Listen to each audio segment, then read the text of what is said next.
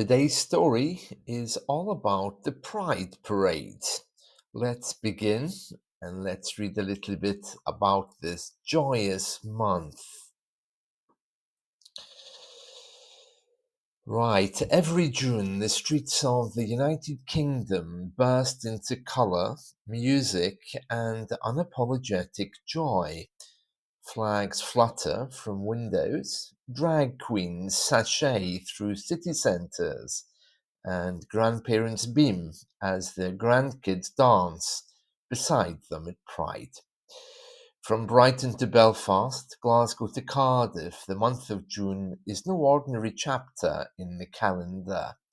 It's a living, breathing tapestry of love, identity, resistance, and celebration. Pride in the UK didn't begin with confetti or corporate sponsorships. It began in whispered conversations behind pub doors, in underground clubs where love had to wear masks, and in the defiant courage of people who simply refused to hide anymore. The first official UK Pride March took place in London in 1972, just 5 years after homosexuality was partially decriminalised in England and Wales. About 2,000 people showed up, some wearing wigs, others clutching signs hand-painted the night before. They were met with jeers, spit, and police presence, and still they marched. Fast forward to today, and over 1 million people attend Pride in London each year.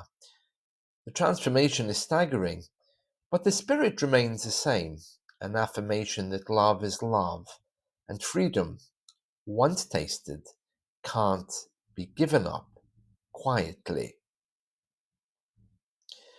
In Manchester, Pride has become a citywide festival, radiating out from the gay village and Canal Street. Locals will tell you about Manto, the bar with the glass front, revolutionary in the 1990s because it didn't hide its patrons away behind thick curtains like the others. It was an act of architectural defiance. These small acts mattered. They told young queers, newly arrived from rural towns or conservative homes, that they weren't alone. Birmingham's Pride, famously one of the earliest in the UK to centre on intersectionality, often weaves its parade through the heart of the city's South Asian neighbourhoods. A visible symbol of the diverse LGBTQ plus identities that exist within every culture, tradition, every cultural tradition. Stories emerge from here too of a Pakistani mother who walked with her son for the first time, her dupatta pinned into rainbow folds, of a Jamaican poet who stood on stage and read verses about growing up gay in Handsworth and finally finding the courage to say it out loud. In Belfast, Pride feels like both a victory and a vigil. Northern Ireland was the last part of the UK to legalise same-sex marriage, only in 2020. Pride here is political in a way that's deeply personal.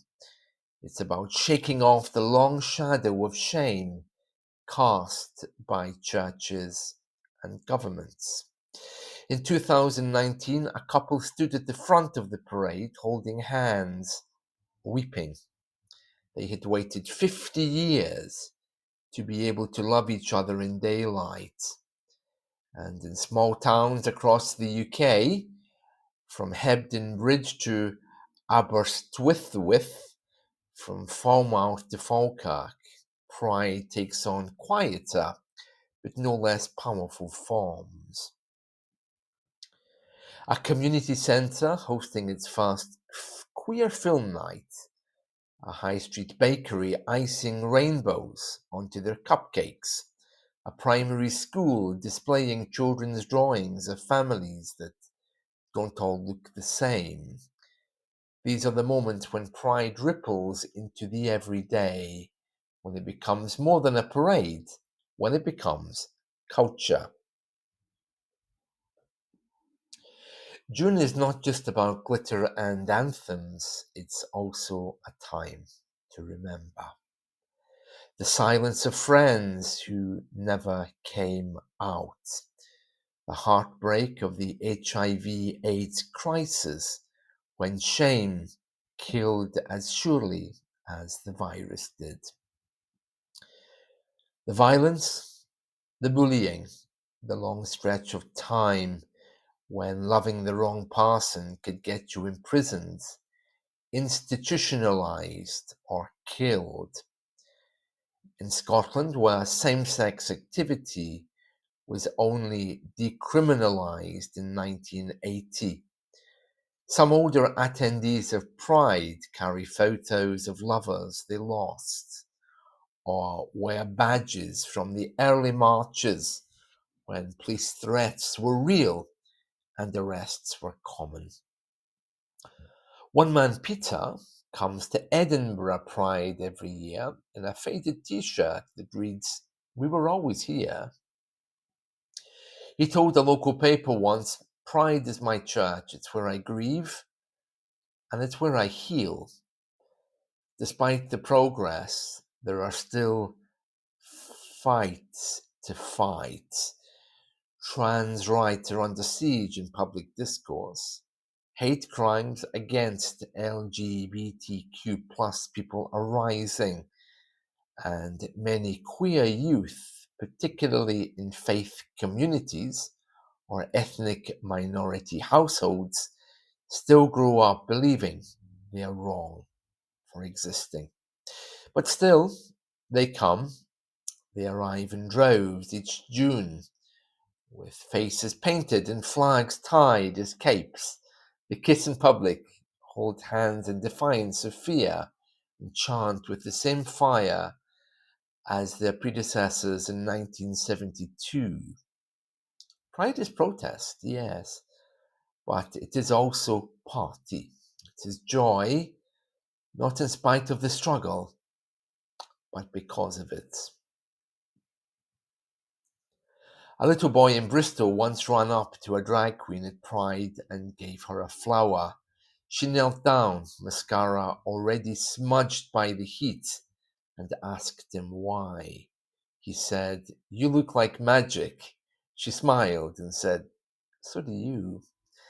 That's what June in the UK feels like, a kind of magic, hard won, defiantly joyful, and utterly, radiantly human.